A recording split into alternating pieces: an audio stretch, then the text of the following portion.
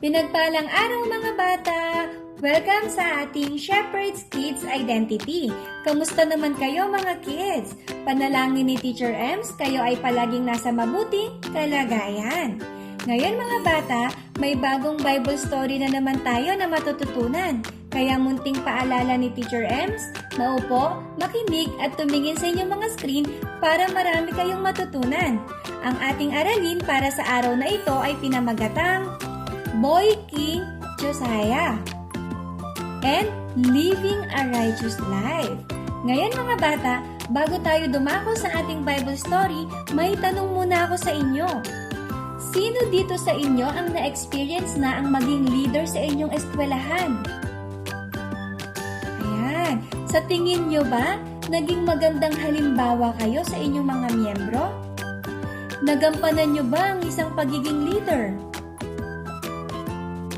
Ayan mga bata, sa panibagong kwento na ating pag-aaralan, malalaman natin kung paano naging mabuting hari ang pangunahing karakter sa kwento natin ngayon. Malaman kung paano pinamunuan ang kanyang mga nasasakupan. Kaya mga bata, makinig ng mabuti sa ating kwento upang matandaan ninyo ang mahalagang bahagi nito. Ang ating Bible story ay makikita natin sa Biblia sa Ikalawang Kronika, Kabanata 34, talata 1 hanggang 7. Si Josias ay 8 taong gulang nang maging hari ng Juda. 31 taon siyang naghari sa Jerusalem. Tulad ng ninuno niyang si David, naging kalugod-lugod kay Yahweh ang mga ginawa niya. Namuhay siya ng matuwid. Nang 8 taon ng kanyang pamamahala, kahit bata pa, ay naglingkod na siya ng tapat sa Diyos ni David na kanyang ninuno. Kaya noong 12 taon, sinimulan niyang alisin sa Juda and Jerusalem ang mga sambahan ng mga pagano, ang mga larawan ng Diyosang si Asherah at ang lahat ng Diyos-Diyosang kahoy o tanso. Ipinasibak niya sa kanyang harapan ang larawan ng mga Baal. Giniba niya ang mga altar ng insenso, winasak niya ang mga imahen ni Asherah at ang mga Diyos-Diyosyang kahoy at ginto. Ipinadurog niya ito ng pinong-pino at ipinasabog sa libingan ng mga sumamba sa kanila. Ipinasunog niya ang mga kalansay ng mga paring pagano sa ibabaw ng kanilang mga dambana. Sa ganoong paraan, nilinis ni Josiah ang Jerusalem at ang buong Juda. Ganoon din ang ginawa niya sa mga lungsod ng Manases, Ephraim at Simeon at sa mga nawasak na nayon sa paligid ng Neftali. Matapos niyang gawin ang lahat ng ito sa buong Israel, bumalik na siya sa Jerusalem. Doon nagtatapos ang ating kwento. Kaya mga bata, ating kilalanin si Josiah. Sino nga ba si Josias? Siya ay 8 taong gulang pa lang nang maging hari siya ng Juda. Siya rin ay naging hari ng Jerusalem nang siya ay 31 taon pa lang. Siya ay namuhay ng matuwid kaya't naging kalugod-lugod siya kay Yahweh. Siya ang naglinis at nagwasak ng mga Diyos-Diyosan upang wakasan ang pagsamba ng mga tao rito. Ngayon mga bata, ating alamin paano naging kalugod-lugod sa Diyos si Josias. Una, pamumuhay ng matuwid. Si Josias ay lumaking maka-Diyos, may takot sa Diyos at tumatawag o nananalig sa Diyos. Sa tingin ko si Haring Josias ay isang napakatalino na tao. Kahit na sa murang edad, mayroon siyang karunungan na maglingkod sa Diyos, hindi sa Diyos-Diyosan, at namuhay ayon sa salita ng Diyos.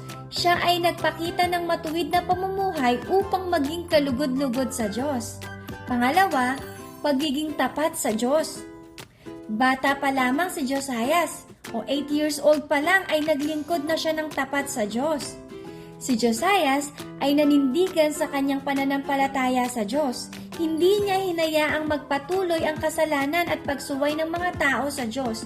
Mga bata, lagi nating tandaan, bilang lingkod ng Diyos, dapat tayo ay magsilbing ilaw sa mga taong patuloy na gumagawa ng masama. Ikatlo, pagwasak sa mga Diyos-Diyosan. Nang si Josias ay 20 years old pa lamang, inalis na niya ang mga Diyos-Diyosan sa buong Juda at itinuwid ang masasamang gawa ng mga tao. Nagpakita ng tapang at magandang halimbawa si Josias sa mga tao na sumasamba sa mga Diyos-Diyosan. Pinakita niya ang kanyang katapangan sa pagpapatupad ng kung ano ang tama o pagwasak sa mga Diyos-Diyosan dahil na rin ito ang nais ng Diyos upang maging kalugod-lugod ang mga tao sa Kanya. Hindi lamang siya, kundi pati ang iba pang mga tao sa iba't ibang lugar.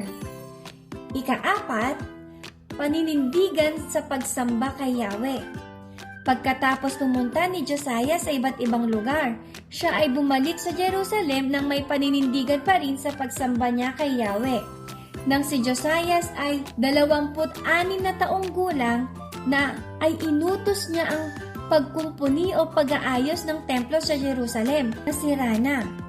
Naibalik ang wastong pagsamba dahil ang pag-aayos ng templo ay pakita ng pagnanais ni Josias na ibalik ang wastong pagsamba kung saan nagtitipon ang mga tao upang muling purihin ang Diyos. Ang paninindigan natin sa Diyos sa lahat ng pagkakataon ay nagpapakita ng papuri sa Diyos. Ngayon mga bata, alam nyo ba si Josias ay naging isang mabuting halimbawa sa kanyang mga nasasakupan? Siya ang hari na patuloy na naging matuwid at tapat sa Diyos sa kabila ng mga kasalanan kanyang mga ninuno. Lagi nating tandaan, ang pagkakatawag ng Diyos sa atin ay hindi nakabase sa edad natin. Nais ng Diyos na baguhin ang ating puso at pamumuhay upang maging magandang halimbawa tayo sa ating mga kaibigan, pamilya, mga kaklase o sa lahat ng mga tao na nasa paligid natin. Mga bata, alam nyo ba na nais ng Diyos na tayo ay mamuhay ng matuwid at may pusong handang sumunod sa Kanya at may pagpapakumbaba? Nais ng Diyos na patuloy na ating pahalagahan ang Kanyang mga salita sa pamamagitan ng pagbabasa natin ng Biblia upang malaman natin ang mabuti at masama at maituro rin natin ito sa ating kapwa upang sila man ay makasapamuhay ng matuwid at sumusunod sa Diyos. Tandaan mga bata, ang patuloy na paglapit at pagpapakumbaba natin sa Diyos ay patunay na tayo'y naniniwala at nagtitiwala sa Kanyang salita. Kaya maging handa tayo palaging sumunod sa Diyos upang magkaroon tayo ng matuwid na pamumuhay. Palaging manalangin sa Diyos, lalo na kapag tayo ay tinatawag niya upang malaman natin kung ano ang nais o kalooban ng Diyos na ating gawin.